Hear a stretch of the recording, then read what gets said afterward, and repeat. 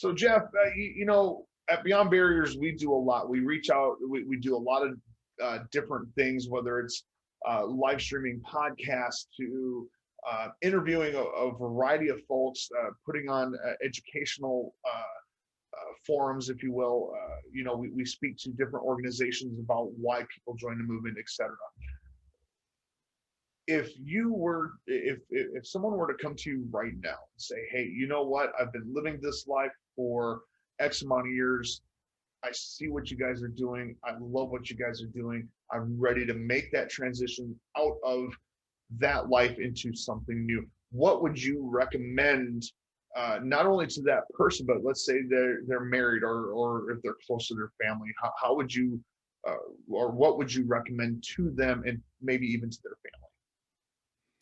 Well, I mean, as far as searching for something else that they could put their energies into. Yeah. Or like, so let's say they don't want to become directly involved with Beyond Barriers, but they're ready to leave life of extremism and become a quote unquote normal human being. That's a good question, and that's something else that I think we should, all right, that I'd like to mention as well is most people, and this is for our listening audience. Most people, when they look at what we're doing and stuff, they think, well, only a few people. And I've had people say this to me. They said, well, not that many people do what you guys do. That not many people have left. And I always tell them, I said, I think you would be incredibly surprised how many people reach out to us and how many people have left. Very Right. few of us, as you know, but this is for the listening audience, very few of us will speak out about it because Right. it comes with its own baggage and its own stresses and things like that. And plus it's just, as men, it's just difficult to admit you were wrong and talk Right. about it and things like that. So very few of us that are actually speaking out. So most people, when they leave, to answer your question, most people when they leave, they're doing other things. They're going back to normal life, and they're Right. not doing what we do. So Right. that could be a whole, there's a whole array of different things that they could put themselves into. It could be whatever keeps them busy, but to lean on family, if your family's not involved, if they're to get back involved with your family, to repair damaged relationships from before you were involved in the movement, making new friends. There's all kinds of social things that people can do. Sure. There's things online, and I'm not advertising for this particular thing, but there's something called Meetup, or meetup.com or something like that, where you can see what local clubs and things are in your area.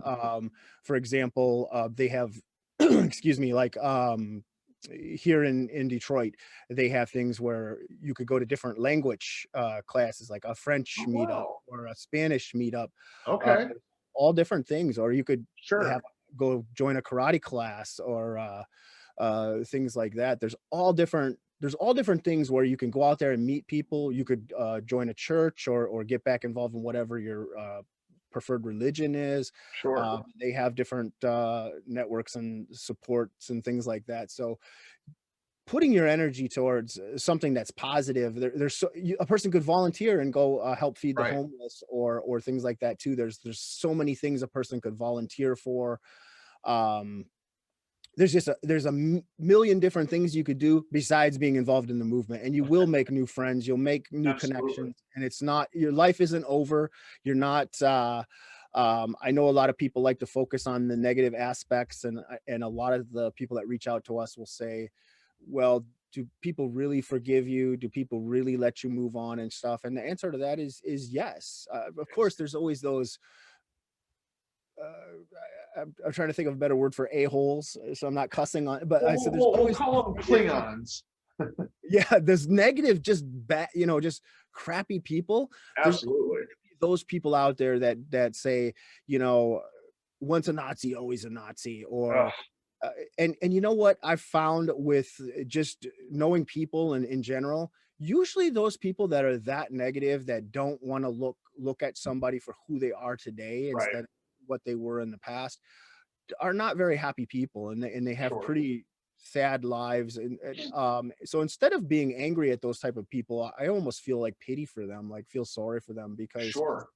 it isn't easy always to change for people, and Correct. everybody's journey is a little different, and some struggle more than others. But Yeah, the good news is there's hope out there, there's help there out is. there. We're here for you. Absolutely.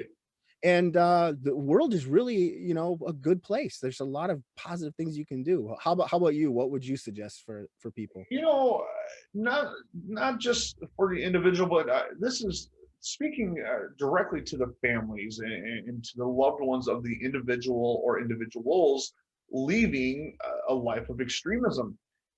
I understand that you're going to be skeptic, and that's okay. What's not okay is to discredit them or continue to bury them in their past. All right. People, when someone is truly trying to change and become a better person, they are really seeking forgiveness. All right. And it is up to us as their loved ones to be there and be like, you know what? I may not have liked what you did or what you stood for, but you're my son, you're my daughter, you're my cousin. I love you. You're my son, you're my daughter, whatever the case may be.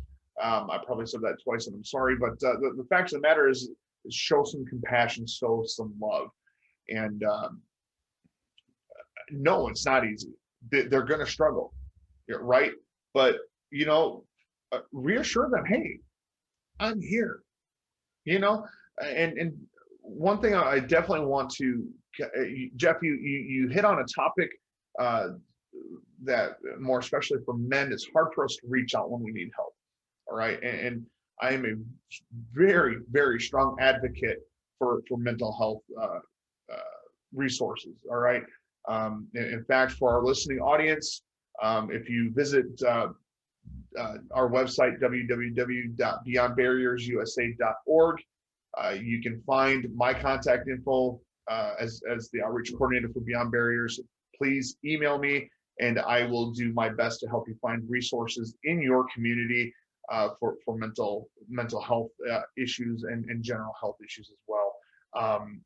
But don't be afraid to reach out.